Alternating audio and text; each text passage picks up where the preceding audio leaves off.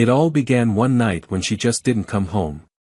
I was sitting there like an idiot, scrolling through my phone, eyes darting to the clock as it crept past midnight. 1 a.m., 2 a.m.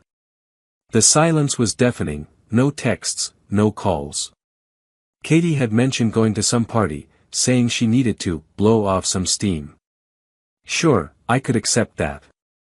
But when 3 a.m. rolled around, my mind started spiraling. You know that gut-wrenching feeling when you suspect something's off but don't want to acknowledge it because that would make it real? Yeah, that was me, right then and there. I kept telling myself, she's probably with her friends. Maybe she just drank too much, and they're looking out for her. That's what friends do, isn't it? But deep down, my gut was screaming at me that something was wrong. I tried calling her, but it went straight to voicemail. By 3:45 a.m., I shot her a quick text, "Katie, where are you?" She read it but didn't reply. The minutes dragged on, each one weighing heavier than the last, pulling me into some dark pit of worry. My imagination ran wild, feeding me images of her laughing with some stranger, scenes I didn't want to see but couldn't push out of my head. By the time the sun began sneaking through the blinds, anger hit me like a ton of bricks. My worry transformed into rage. Did she really think it was okay to stay out all night without so much as a word, like I wasn't even there?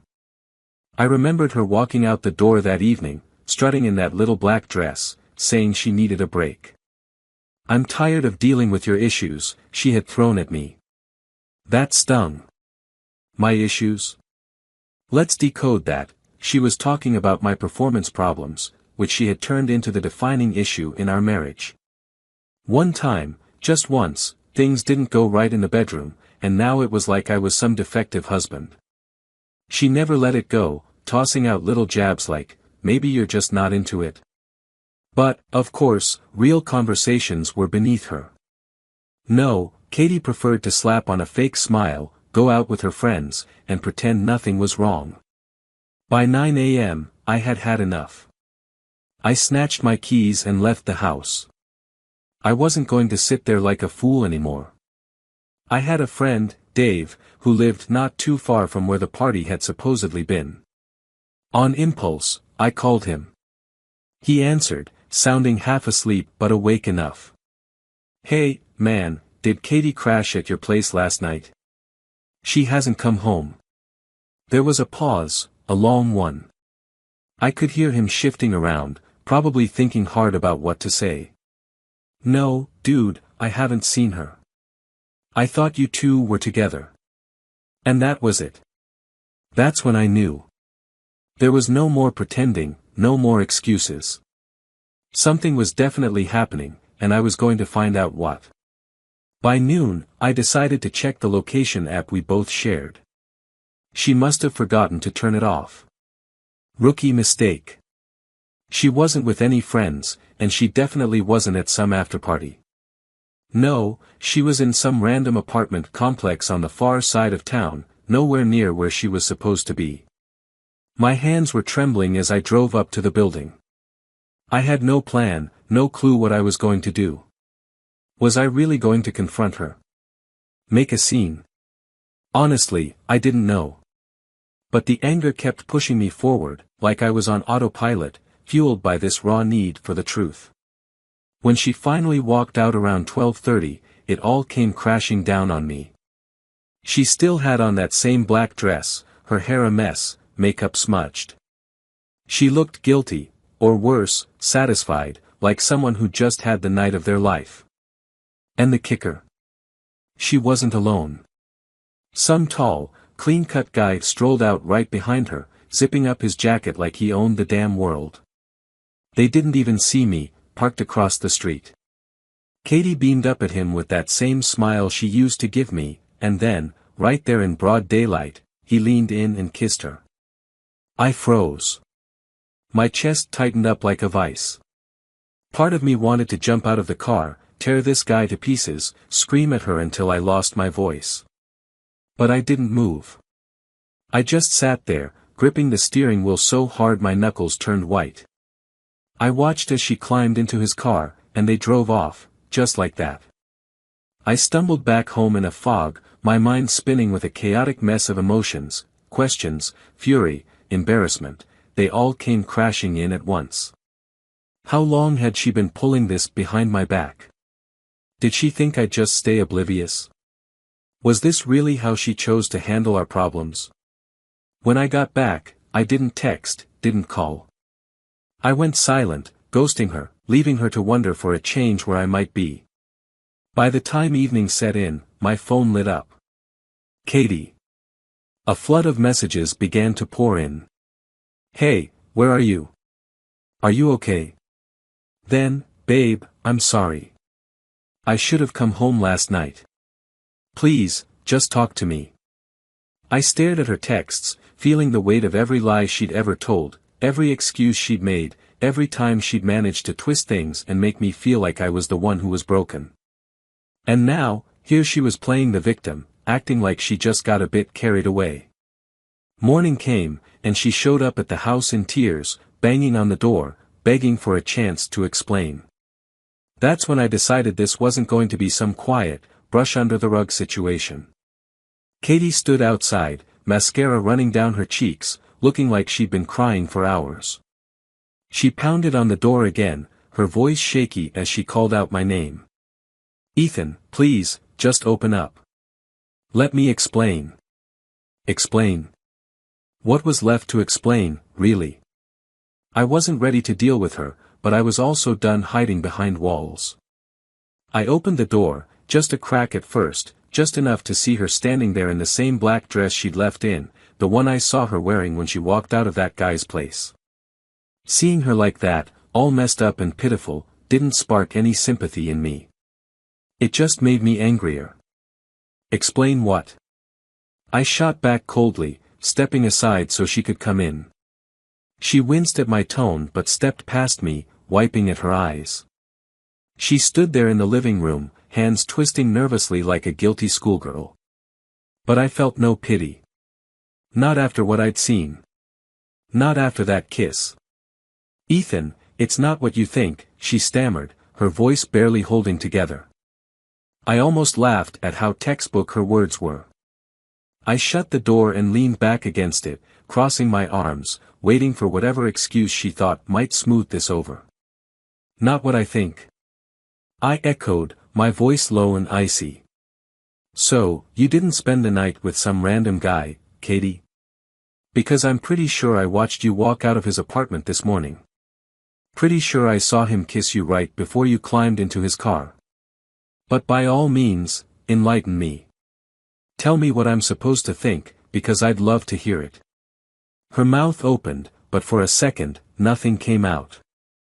Her eyes went wide, full of shock. She hadn't expected me to know. Ethan, she managed, stepping forward. I was drunk, okay. I wasn't thinking straight. It just happened. I didn't mean for it to go this far. I scoffed. Drunk? That's your excuse. You didn't mean for it to go this far. I shot back, my voice rising with every word. What exactly didn't you mean, Katie? Was it the part where you lied and said you were out with friends, or the part where you slept with someone else? I didn't sleep with him, she blurted out, way too fast. The lie slipped out so easily, it almost felt rehearsed. I let out a short, bitter laugh. Really? Because I don't believe a single damn word that comes out of your mouth. Katie started pacing, raking her fingers through her hair, like she was grasping for the right angle, the perfect spin to sell me on. It was a mistake, she muttered, her voice cracking. I was just so frustrated with everything, with you, with us. You have no idea how hard this has been for me. And there it was, blaming me. She twisted it around, making it all about how much she was suffering. I could feel my pulse pounding in my temples as I stared at her, trying to wrap my head around how she had the nerve to make this about her. So this is on me? I asked, trying to keep my voice as level as possible. Because I couldn't patch things up between us fast enough? Because I had a few issues in the bedroom? Katie stopped pacing, and for a split second, I thought she might actually own up to it. But no, she just sighed, slipping right back into her usual role as the perfect victim. "You just don't get it," she muttered, her voice barely above a whisper. "I've been trying, Ethan. I've been trying to keep it all together, but you've been so distant. And it's not just about that. It's everything. You've been pushing me away for months." I couldn't believe what was coming out of her mouth. Pushing her away. I was the one who sat there night after night, trying to reach out, trying to figure out what the hell was going wrong. She was the one who brushed me aside, telling me I was too sensitive or overthinking things. And now she was standing here, blaming me for her running around with some other guy. "You've got to be kidding me," I growled through clenched teeth. "You think I'm the one who's been distant? You've been sneaking around behind my back, lying to my face, and now you're going to make this about something I did?" She didn't answer right away. She just stood there, shaking, like she was on the verge of falling apart. For a second, I almost felt sorry for her. Almost let myself fall into that trap again. But then I remembered that kiss, the way she smiled at him like I never even existed. "How long, Katie?" I asked quietly, the words slipping out before I could hold them back. "How long has this been going on?" Her face drained of color. She didn't answer, didn't even try to deny it. And that silence, that told me everything I needed to know. She had no excuse, no story to make it all go away. "Ethan, She stammered, but I didn't let her finish. "Enough," I said, stepping forward. "No more lies. No more twisting this around to make yourself look like the victim. I want the truth. How long?" Katie dropped her gaze to the floor, her hands trembling. "A few months," she finally whispered, her voice so soft it was almost inaudible. "It started a few months ago." My stomach sank like a stone. Months? She had been coming home to me for months, playing pretend while sneaking around with someone else. My hands curled into fists, but I forced myself to stay calm. Losing it now wouldn't do a damn thing to fix this. I had to keep a clear head. "Get out," I said, my voice icy. "Ethan, please," she began, but I cut her off. "I said get out," I roared, pointing to the door. "Go be with him if that's what you want, but don't you dare stand here and make this about me. We're done." Katie's face crumpled. For a moment, I thought she might try to argue, to talk her way out of this. But instead, she just nodded, looking completely defeated. She grabbed her purse, her shoulders sagging, and without another word, she walked out. The door clicked shut behind her, and the silence rushed back in. But this wasn't over. Not by a long shot. The second she left, I felt a strange kind of relief. For the first time in months, the house was still. And for once, I wasn't sitting there, anxiously waiting for her to come home. It was over. Or at least, it felt like it. I sank down onto the couch, staring at the spot where she'd been standing just minutes before. It was hard to wrap my head around how fast everything had unraveled. One night. That's all it took for everything to crash down. I kept telling myself that I didn't care, that she was gone, and I was better off without her. I didn't need to hear any more lies, no more empty excuses. I had cut her out, just like she had cut me out of her life for months.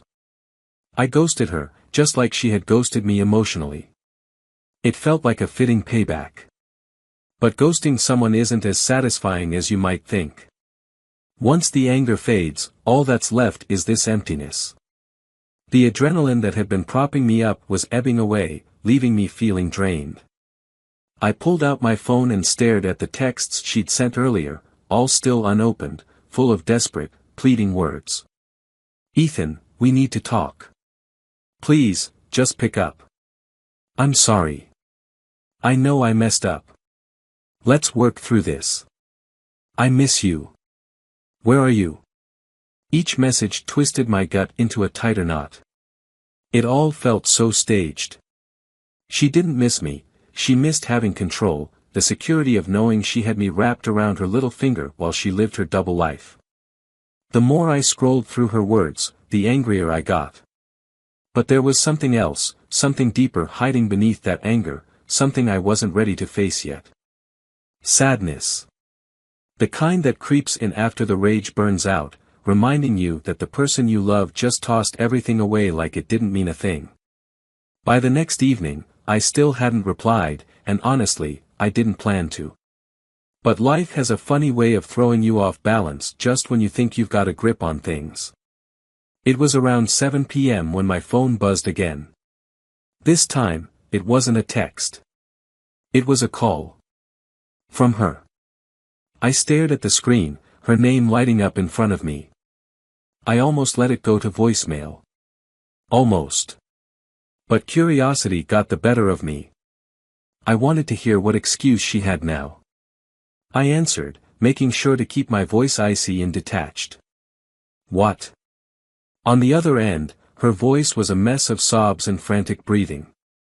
Ethan, please, I need to see you, just once. We have to talk face to face. I'm begging you. I stayed silent for a few moments, listening to her cry.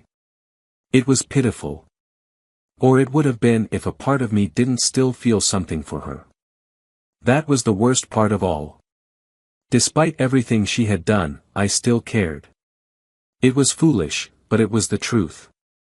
There's nothing to talk about, I finally said, my voice flat and unfeeling. You made your choice, Katie. Now you have to live with it. I know, she sobbed, her voice breaking. But I need to explain. Please, Ethan. I can't. She choked on her words before blurting out something that made me stop in my tracks. I'll leave him. I'll cut him off. He meant nothing. I swear. I froze, trying to wrap my head around what she was saying. Leave him. Now, after months of sneaking around behind my back, she was suddenly ready to drop this guy like he was nothing. Was she serious, or was this just another one of her manipulations, another move in her twisted game? You should have thought about that before you slept with him, I fired back, harsher than I had planned. It wasn't like that, she screamed into the phone, her voice cracking with raw emotion. I'm sorry. You don't understand. It was a mistake. I was angry. I felt trapped. You have no idea how hard it's been for me, how lonely I've been. I clenched my jaw. There it was again, the same tired excuses. Nothing was ever her fault. She was always the victim, and I was always the one to blame. I was the bad guy in her story. I don't care how hard it's been for you, I snapped, starting to pace around the living room. Did you ever think about how hard it's been for me? I was here, Katie. I was trying, but you just checked out. You didn't even make an effort to work through it. You just found someone else instead. That's not fair, she cried, her voice quivering. I didn't plan for this to happen. It wasn't supposed to go this far. I was just. I don't know. I was confused. He was just there. Just there. I echoed, as if that somehow made things better. My grip tightened around the phone. So what? You think you can just waltz back now and pretend none of it happened? I asked, doing my best to keep my voice steady. That's not how this works, Katie. Silence followed on the other end, but I could still hear her shallow, shaky breaths. When she finally spoke, her voice was soft, almost pleading. Ethan, I love you. I messed up, but I love you. Don't throw everything away because of one mistake. One night. I nearly laughed, bitterness boiling up inside me.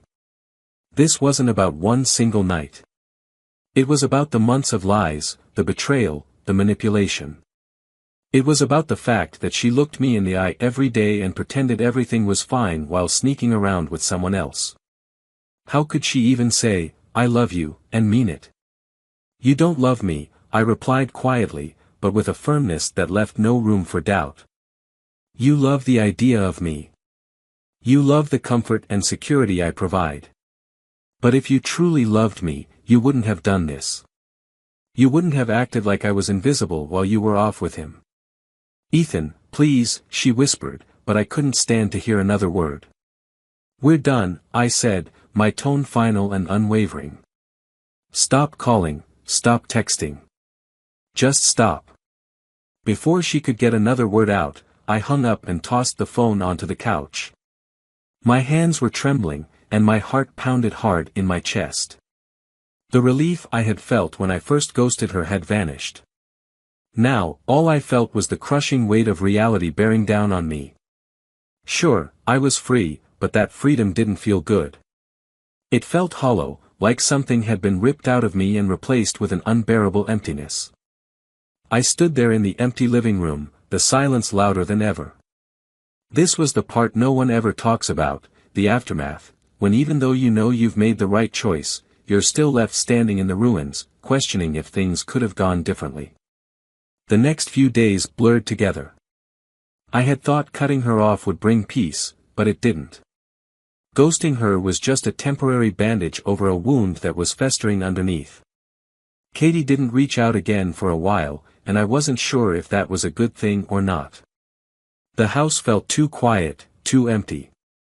Anytime I sat down, my mind would spiral back to what happened, to her excuses, her desperate cries over the phone. Just as I was beginning to adjust to the quiet, convincing myself I'd done the right thing, life threw me a curveball. It was late on a Friday night, one of those nights where you're half watching TV, trying to drown out your thoughts. I was halfway through a beer when my phone buzzed on the coffee table. I glanced at it, expecting some random notification, but when I saw the name on the screen, my blood ran cold. It was him. The guy Katie had been with, Jason. At first, I thought it had to be some kind of sick joke. Why would he be calling me? My initial instinct was to hurl the phone across the room, ignore it, and pretend it didn't happen. But curiosity and anger took over. I picked up. What the hell do you want? I growled, gripping the phone so hard my knuckles turned white. There was a brief silence on the other end, followed by a deep, measured breath. Ethan, man, I know this is awkward as hell, but you need to hear me out. His voice was calm, too calm, like he'd rehearsed some twisted kind of apology. I don't want to hear it, I snapped. You think I want to hear anything from you? You slept with my wife, and now you're calling like we're supposed to have a chat about it. What, are you proud of yourself? It's not like that, Jason blurted out, his voice shaky, almost nervous. I'm not proud of any of this. Honestly, I didn't even know she was married when it started. Katie, she never mentioned you. I froze, completely caught off guard. That was not what I was expecting to hear. She didn't tell you she was married? I asked, more baffled than angry now. You're saying you didn't know this whole time? I swear, he insisted. I only figured it out a couple of weeks ago. She kept telling me she was in some complicated relationship, but never once mentioned you. When I finally pieced it together, I was pissed too. I've been trying to end things, but she's been all over the place. It's like she doesn't want to let go of either of us. My mind was spinning. Katie had always been a master manipulator, but I hadn't realized how deep it went. She had managed to play both of us, spinning lies to him just as easily as she did to me. So, why are you calling me now? I snapped, my voice sharper than I intended. What do you want from me? Jason sighed heavily. I'm not calling to make excuses. I think you should know something. Katie's been trying to come back to me too. She's been blowing up my phone, showing up at my place, saying she's ready to leave you, that she'll choose me. But I'm done. I want no part of this mess anymore. I don't want to get dragged back into her chaos. I stared blankly at the floor, my mind racing.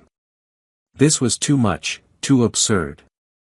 Even now, after all her crying and pleading with me, she was still trying to crawl back to him. So you're telling me she's still chasing after you while trying to fix things with me? I asked, my voice dripping with bitterness. Yeah, Jason admitted. I thought you deserved to know, man. I'm sorry for everything. I really am. But Katie, she's playing both sides, and she's not going to stop. You should cut her off for good.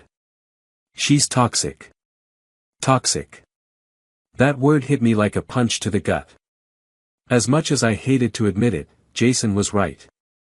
Katie had turned into a destructive force, tearing through everything in her path. And now, even the guy she was cheating with wanted nothing to do with her. I'm done with her, I said after a moment, my voice steady and firm. And you should be too. Let her self-destruct on her own.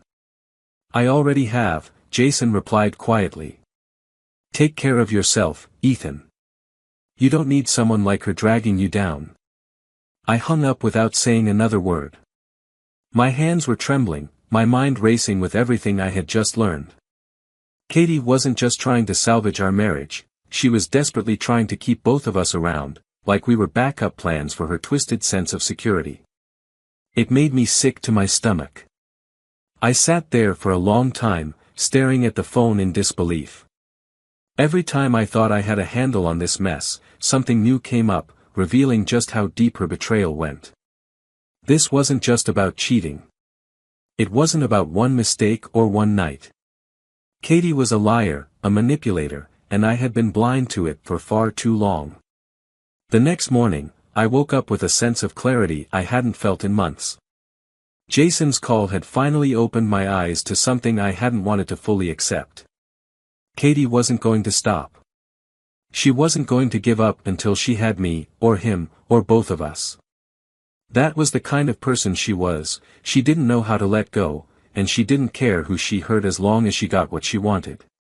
But this time, I wasn't going to let her win. I picked up my phone and typed out a text, blunt and final, we're done. I'll be contacting a lawyer. Don't come back to the house. I don't want to see you again. No explanations, no room for negotiation, just the plain truth. I hit send, blocked her number, and leaned back in my chair, feeling a strange calm wash over me. It was as if the weight of the past few months had finally lifted. The games were over, and this time, I was the one in control. I thought cutting her off would be the end of it, that making a clean break would finally bring me the peace I was desperate for. But I underestimated Katie. She wasn't the kind of person to take no for an answer. That night, after I sent her the message, there was this brief, eerie calm, like the eye of a storm. For the first time in weeks, I felt a sliver of peace, thinking the worst was finally over. But I couldn't have been more wrong. The very next day, I got home from work expecting the house to be just as quiet as I had left it. Instead, the moment I walked through the front door, I heard it, her voice. Katie's voice, cutting through the stillness like a blade. My heart sank. She was inside. I stepped into the living room, and there she was, sitting on the couch as if nothing had changed, like she still belonged there. She hadn't even bothered to knock, she'd used the spare key I had stupidly forgotten to take back. She looked up at me with those wide, red-rimmed eyes, tears already starting to well up as if on command. The sight of her sitting there, pretending to cry, made my blood boil. What the hell are you doing here, Katie? I demanded, trying to keep my voice calm, but failing miserably. She sprang up, rushing toward me like she was about to throw her arms around me. Ethan, please, she sobbed, reaching for my arm. I've been thinking about everything, and I can't lose you. I know I screwed up, but I can fix this. We can fix this. I yanked my arm away before she could touch me and took a step back. No, I said sharply. You don't just get to waltz in here after everything you've done and act like we can go back to how things were. We're over, Katie. I made that clear. But we're not over, she insisted, her voice frantic and shaky. You're just angry right now, but I can fix it. I'll cut him off. I'll do whatever it takes. You just need to give me another chance. I love you, Ethan. I swear I do. I stared at her, barely able to believe what I was hearing. How could she stand there, after everything I now knew, and still try to convince me that she cared, that this was more than just another twisted game? You don't love me, I said, my tone cold as ice. You love having control. You love knowing you can have me and him at the same time. But that's not love, Katie. That's manipulation. She shook her head furiously, tears streaming down her face. No, it's not like that. I made a mistake, okay? But it's you I want. It's always been you. I wanted to scream at her. I wanted to throw her out of the house right then and there. But instead, I just laughed, a bitter, hollow laugh from somewhere so deep inside me, I hardly recognized it. Always been me? I echoed, shaking my head. You've been sleeping with another man for months, Katie. You've lied to me every single day. You don't get to say it's always been me. It didn't mean anything, she cried out, her voice desperate. He didn't mean anything to me. I was confused. I didn't know what I was doing. But now I do. I'm ready to make it work. Please, Ethan, don't throw this away. I clenched my fists, trying to keep my temper in check. You threw it away the moment you chose to cheat, I replied, my voice tight with anger. You don't get to crawl back now just because he doesn't want you either. I know everything, Katie. You've been bouncing between us, playing both sides. You're not sorry, you're just scared of being alone. Her face twisted in shock, like she hadn't expected me to be aware of the whole story. She opened her mouth, probably to deny it, but I didn't give her the chance. Jason called me, I continued, watching the color drain from her face. He told me everything, how you've been showing up at his place, begging him to take you back while telling me you want to fix our marriage. You're not sorry for what you did, you're just sorry you got caught. For a split second, I saw something flicker in her eyes, guilt, maybe, or was it just fear? She opened her mouth again, this time slower, her voice dropping to a whisper. Ethan, I didn't know how to deal with everything. I'm sorry. I'll make it right. There's nothing left to make right, I replied, stepping toward the door and holding it open. You need to leave. Now. We're finished. She stood there, just staring at me, as if she expected me to change my mind, as if she still believed she had some kind of hold over me. But this time, I was truly done. She wasn't going to talk her way out of this one.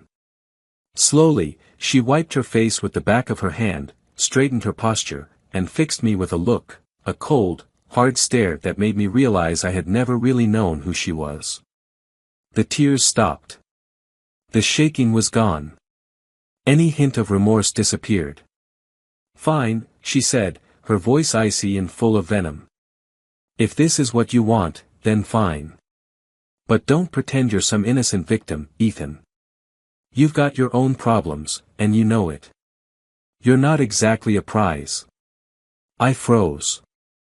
There it was, the real Katie. The one who couldn't stand being caught, the one who always had to make sure she didn't walk away looking like the bad guy. Even now, with everything out in the open, she had to tear me down on her way out. Get out, I repeated, my voice calm but unyielding. She didn't say another word. She grabbed her purse, walked out the door, and slammed it behind her. The silence that followed was thick, almost suffocating. I stood there for what felt like hours, staring at the door, waiting for something, anything to happen. Maybe some part of me expected her to come back, start banging on the door, screaming. But she didn't. This time, she was really gone. I sat down on the couch, my head spinning. The relief I thought I'd feel wasn't there. Instead, I just felt hollow, like the final piece of the life I thought I had was gone. I knew it was over, and I knew I'd made the right decision, but that didn't stop the emptiness from settling deep in my chest. The worst part wasn't that she was gone. It was realizing that she had never truly been there to begin with. The next morning, I woke to the sound of my own breathing in an empty house. No more Katie. No more lies. It was quiet. Too quiet. I sat up in bed, staring at the spot where she used to sleep, and for a moment, I felt the ache, the kind that doesn't just fade away, the kind that seeps into your bones and makes you question everything.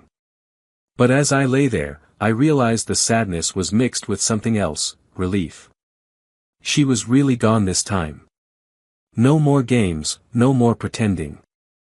I had survived the storm, and now it was time to figure out what came next.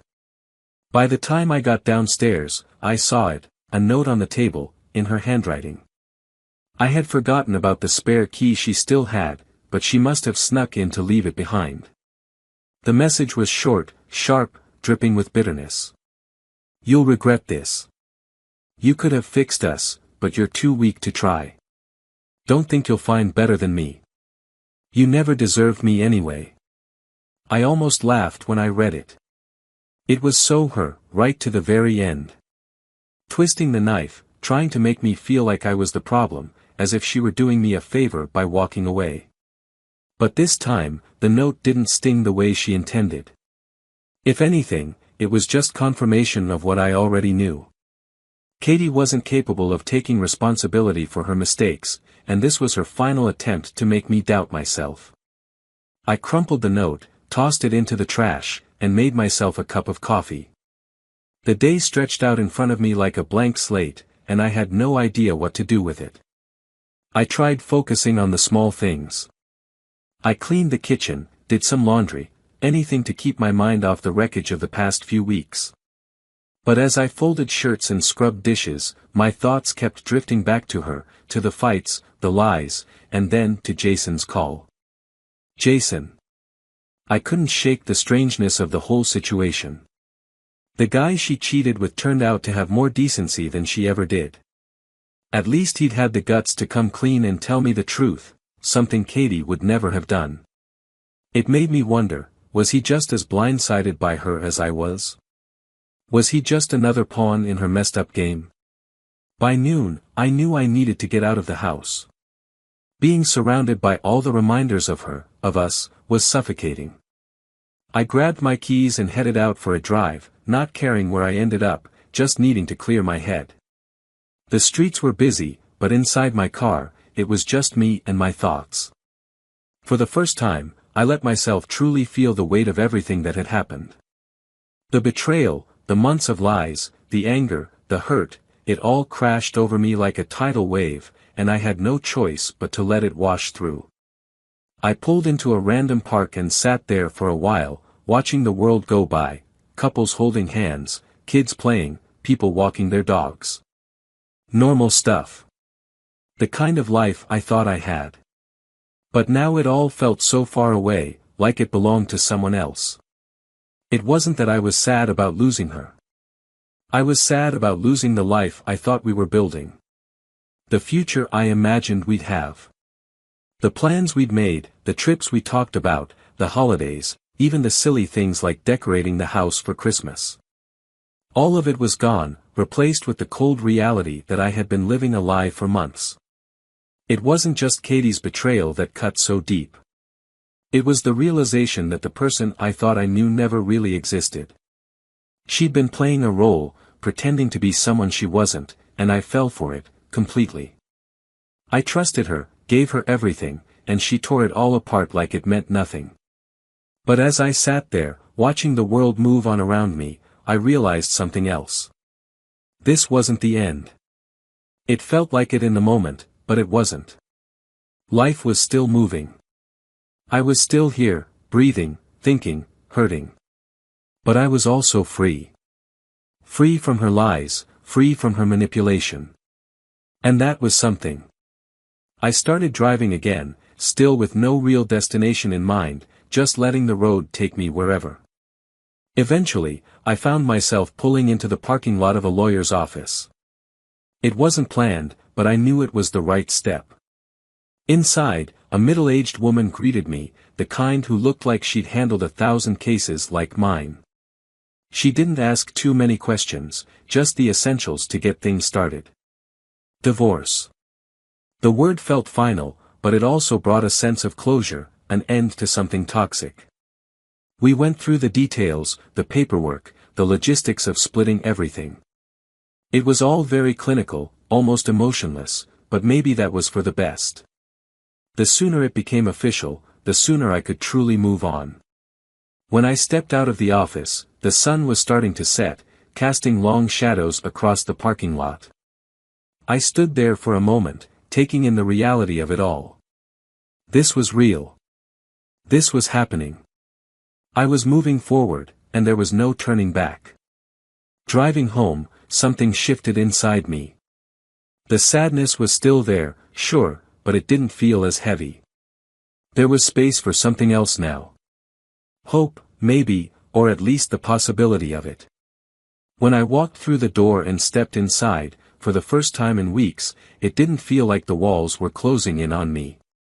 The house felt different. Empty, yes, but in a way that was full of potential. I didn't have to live with her lies anymore. I didn't have to carry the burden of her betrayal. This was my space now. I sank into the couch, feeling the weight of the day slowly lift off my shoulders. None of this was going to be easy, I knew that much. But for the first time, I had a sense that I was going to be okay. Katie could go on with her life, play her games with someone else. As for me, I was done. Done with her, done with the lies, and done letting her dictate my life. I didn't need her anymore, and that realization, it felt like the start of something new. The next few days passed with a strange, almost eerie calm. It was the kind of calm that felt fragile, like the stillness before a storm crashes through. I'd filed for divorce, and as far as I was concerned, Katie was out of my life for good. I hadn't heard a word from her, not a text, not a call, nothing. It was as if she had vanished, and for a moment, I allowed myself to believe that maybe she had finally accepted it was over. But deep down, I knew better. People like Katie don't disappear quietly. They retreat, regroup, and then come back with more fury. It was only a matter of time. It happened on a Tuesday morning. I had just stepped out of the shower when my phone buzzed with an email notification. Still dripping wet, I grabbed the phone, expecting it to be some spam or a work update. But it wasn't. It was from Katie. No subject line, just her name. I hesitated, my thumb hovering over the screen, debating whether to even open it. But curiosity got the best of me, and I clicked. The message was short, just 3 sentences, but they landed like a punch to the gut. You want to play the victim, but you're not innocent either. Don't forget what I know about you. If you think this divorce is going to be easy, think again. My stomach tightened. What was she talking about? What did she think she knew about me? As far as I was concerned, there was nothing for her to know, nothing I hadn't been open about. But the threat was clear, and it sent a wave of anxiety crashing through me. Katie wasn't planning to let this end quietly. She was gearing up for a fight. I threw the phone down, my mind racing. This was classic Katie. She couldn't handle being the one who lost, the one who didn't get to walk away on her own terms. So now she was trying to intimidate me, make me believe there was some hidden dirt she could use to gain leverage. But what? What could she possibly know? My mind spun, sifting through anything she might twist to her advantage, any detail she could use to drag me through the mud. And then it hit me. There was something. A few years back, before all this chaos, I had lent some money to a friend. It wasn't anything major, just a small loan to help him out when he was in a tight spot. The thing is, I never told Katie about it. Not because I was hiding it, but because I knew how she was about money, always obsessed with control, tracking every little detail. I didn't want to trigger an argument, so I kept it to myself. Now I wondered if she had somehow found out. Maybe that's what she was holding over me. But even if she had, it wasn't some earth-shattering scandal. It was a personal decision, and I didn't see how it could hurt me in court. At least, that's what I tried to convince myself. I spent the whole day trying to shove that email out of my head, but it gnawed at me relentlessly. By the time evening rolled around, I was restless, pacing the house, my thoughts spiraling in 1,000 different directions. What was she planning? How far would she go to drag me down with her? I needed to clear my head, so I decided to call Dave, my best friend and the only person who knew the full story. He picked up on the second ring, his voice casual and calm, like he had been expecting my call. "What's up, man? How's life after Katie treating you?" Dave asked, his tone light, trying to inject some humor into the situation. "It was fine until today," I admitted, rubbing my temples. "She's starting her games again. Sent me this weird email, hinting that she knows something about me. I have no idea what she's talking about, but it's got me on edge." There was a brief pause on the other end. "She sent you an email?" Dave asked, his voice now serious. "What exactly did she say?" I relayed the message to him, word for word, trying to keep my voice steady.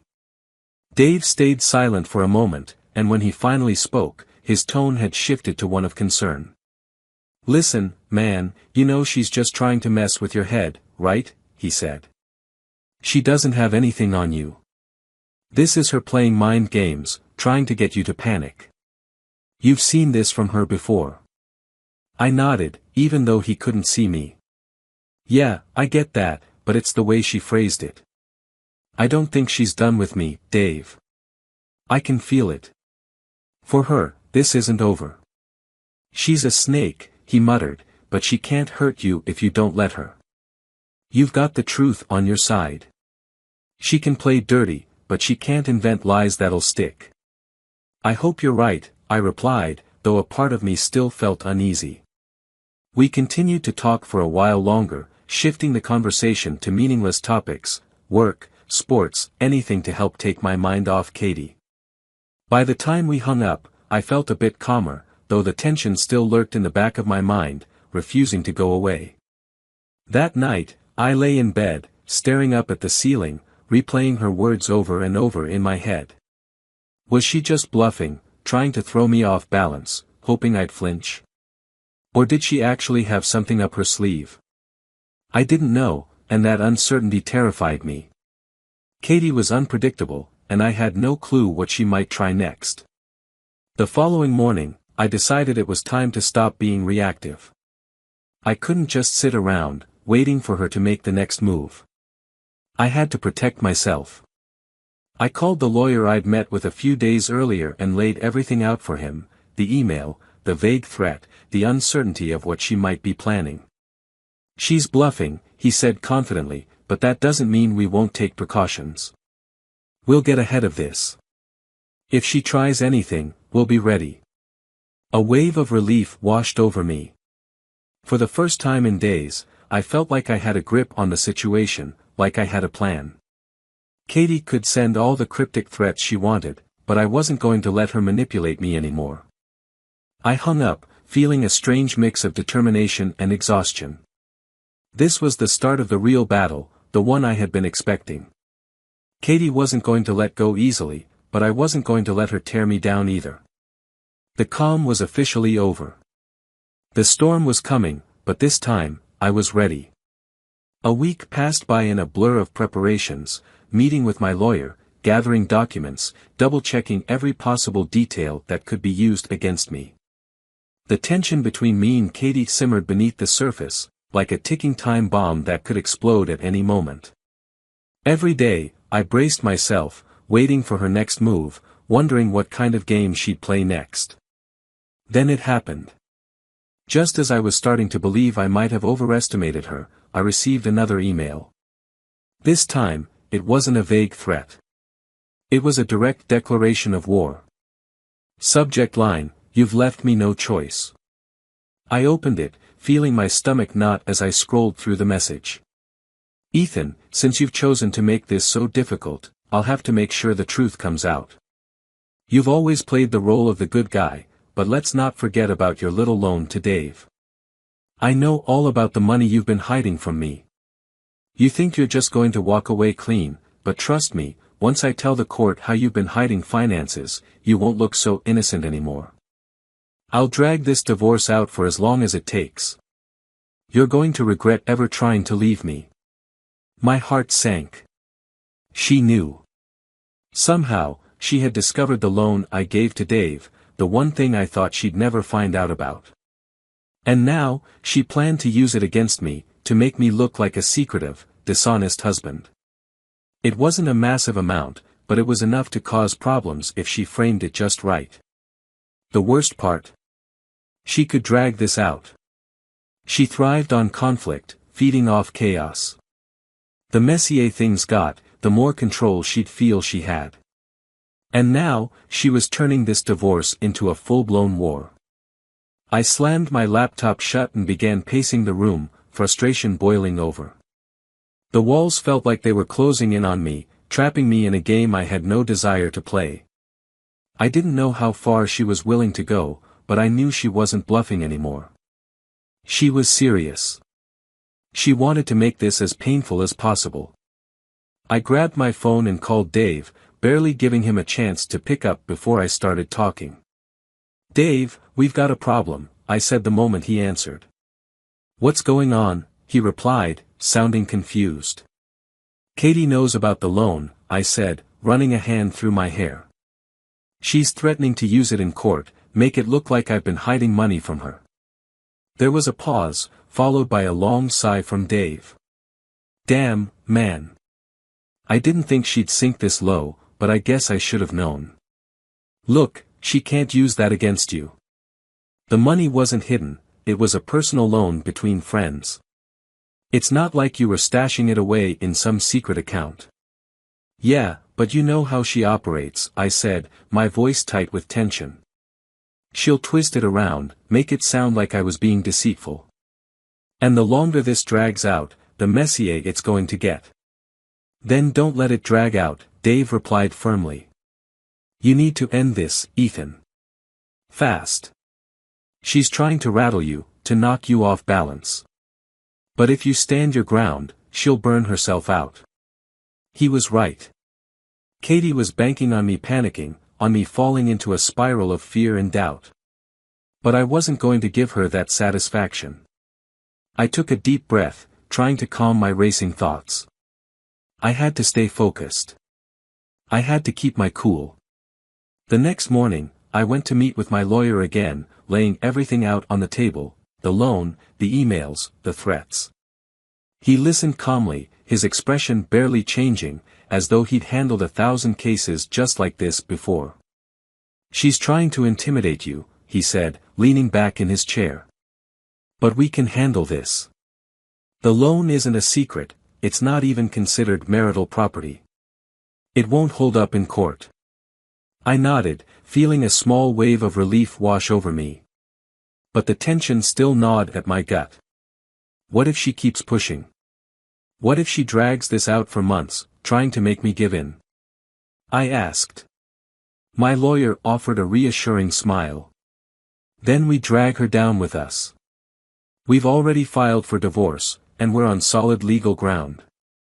The longer she plays these games, the worse she'll look in front of a judge. We'll keep everything clean and professional.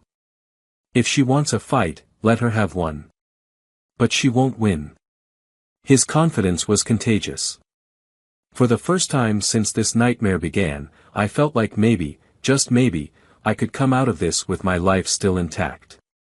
But of course, Katie wasn't going to bow out without one last strike. A few days later, I came home to find an envelope wedged in the front door.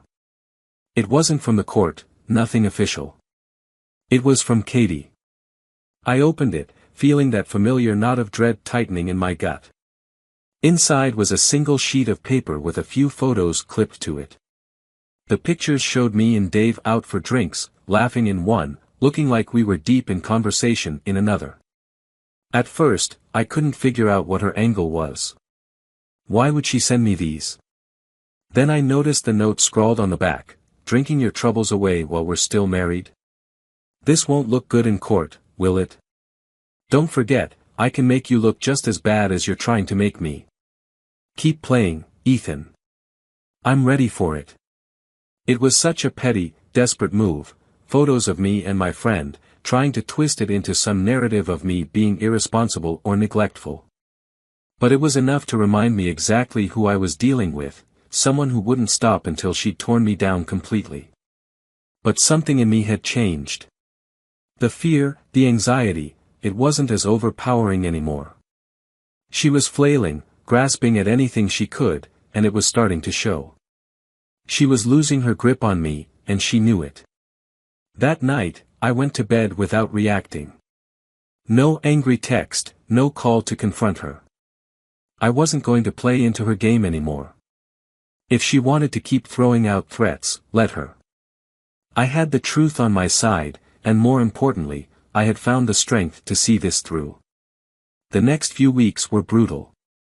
Katie's lawyer tried every trick in the book, dragging out the details, painting me as a neglectful husband, making it look like I was hiding things. But my lawyer was ready for every move they made, shutting down each accusation and piece of false evidence she attempted to use. The final court date arrived quicker than I expected. Katie sat across from me, her expression cold and calculating, but I could see a hint of desperation in her eyes. She knew this was it. The judge saw right through her tactics, ruling in my favor. The divorce was finalized, clean and swift, just like my lawyer had promised. As I left the courthouse, I felt the weight of everything finally lift off my shoulders. It was over. Really, truly over. Katie was out of my life, and she couldn't touch me anymore.